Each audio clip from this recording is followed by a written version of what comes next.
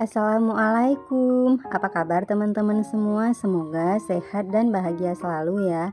Ketemu lagi dengan aku Yuyun, seorang ibu rumah tangga dengan 3 orang anak yang tinggal di rumah dinas sederhana. Nah teman-teman, alhamdulillah hari ini aku tuh masih bisa share kegiatan aku lagi ya teman-teman. Dan kegiatan hari ini tuh aku budgeting di bulan November. Nah, sebelum aku mulai budgeting di bulan November ini, aku mau mulai evaluasi budgeting dulu untuk bulan Oktober ya teman-teman. Karena evaluasi itu penting banget untuk meningkatkan budgeting kita ya teman-teman. Jadi kedepannya itu kita bisa evaluasi apa yang harus kita perbaiki. Oke, langsung aja kita ke evaluasi ya teman-teman. Jadi ini tuh yang pertama kebutuhan anak-anak di sini itu aktualnya 1 juta ya teman-teman. Kemudian listrik, PDAM dan sampah di sini aktualnya 260. Kemudian untuk wifi dan pulsa aktualnya itu sama 275.000. Kemudian lanjut di sini LPG, di sini budgetnya 60.000 dan aktualnya itu 30.000 ya teman-teman. Karena bulan kemarin itu aku pulang kampung jengukin ayah aku yang lagi sakit. Ayo lanjut, kemudian di sini BBM kendaraan budgetnya 550.000 dan di sini tuh boncos banget ya teman-teman karena aku pulang kampung otomatis BBM kendaraan itu juga banyak kepakai ya teman-teman. Jadi di sini untuk aktualnya 950.000. Lanjut lagi ke belanja bulanan. Di sini budgetnya 1 juta dan aktualnya itu cuma terpakai 700.000 ya teman-teman. Kemudian belanja mingguan di sini budgetnya 1.800.000, yang kepakai itu 1.200.000 ya teman-teman. Kemudian lanjut fun atau makan di luar di sini tetap 1 juta ya teman-teman, jadi habis. Untuk pangkas tetap sama habis, di sini aktualnya 50.000. Lanjut lagi ke setrika laundry, di sini aktualnya 80.000 ya teman-teman, jadi ada sisa 20.000. Lanjut cuci mobil, di sini habis ya teman-teman 50.000. Kemudian lanjut kesehatan 300.000 untuk budgetnya dan aktualnya itu 200.000. Lanjut lagi ke dana tak terduga, di sini 200.000 dan aktualnya itu 150.000. Lanjut lagi ke pegangan, di sini tuh habis ya teman-teman, jadi 550.000. Lanjut yang terakhir ke peliharaan, di sini juga habis ya teman-teman, 150.000. Nah, lanjut lagi kita ke bagian hitung menghitung ya teman-teman. Jadi di sini aku mau jumlahin dulu totalan aktual itu berapa. Dan nanti aku mau lanjut juga ke totalan budgetnya. Jadi di sini biar kita tahu berapa selisihnya.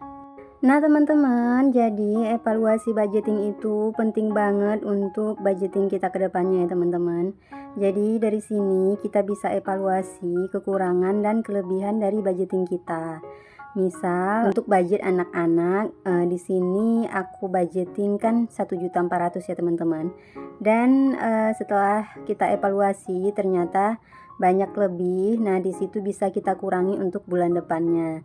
Dan begitu juga sebaliknya jika kita membuat budget yang berlebih gitu ya teman-teman, atau kurang. Nah, untuk bulan berikutnya itu bisa kita tambahkan dari budget yang berlebih itu ya teman-teman. Jadi kalau misalkan kita udah mulai budgeting tapi kita males untuk evaluasi, jadi itu rugi banget ya teman-teman menurut aku. Karena tanpa evaluasi tuh kayaknya budgeting ada yang kurang gitu ya teman-teman. Jadi sebisa mungkin kalau teman-teman udah mulai budgeting, jangan lupa untuk evaluasi setiap bulannya. Oke teman-teman, kita lanjut ke video lagi. Nah ini setelah aku total, untuk aktual itu totalannya 6.645.000. Kemudian untuk budget itu 7.745.000. Jadi di sini ada selisih berlebih ya teman-teman. Alhamdulillah, walaupun ada yang boncos tapi ada yang lebih juga. Jadi di sini ada berlebih 1.100.000 ya teman-teman, atau sisa. Alhamdulillah bisa ditabung ya teman-teman. Walaupun untuk pulang kampung kemarin tuh sebenarnya tabungan aku tuh dipakai ya teman-teman untuk dana darurat. Jadi karena memang nggak ada planning untuk pulang kampung di bulan kemarin ya teman-teman, karena kami itu mau pulang kampung di bulan 12 karena ada keponakan mau pesta gitu. Tapi qadarullah, kita nggak tahu ya teman-teman. Ayah aku itu sakit, ya udah aku langsung pulang aja bulan kemarin.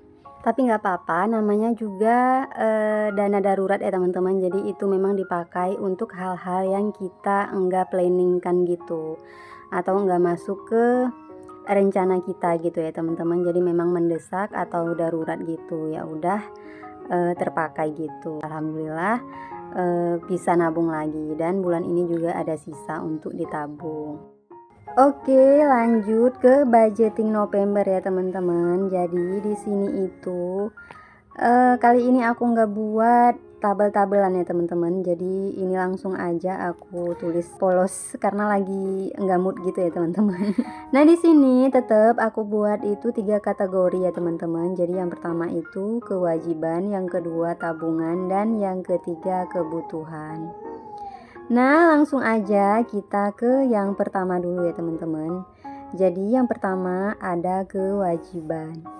Nah untuk kewajiban di sini ada perbedaan dengan bulan-bulan yang lalu, maksud aku ya teman-teman. Jadi di sini ada penambahan untuk kewajiban aku. Nah yang pertama di sini untuk mertua. Jadi untuk mertua setiap bulannya itu aku kasih 1 juta ya teman-teman.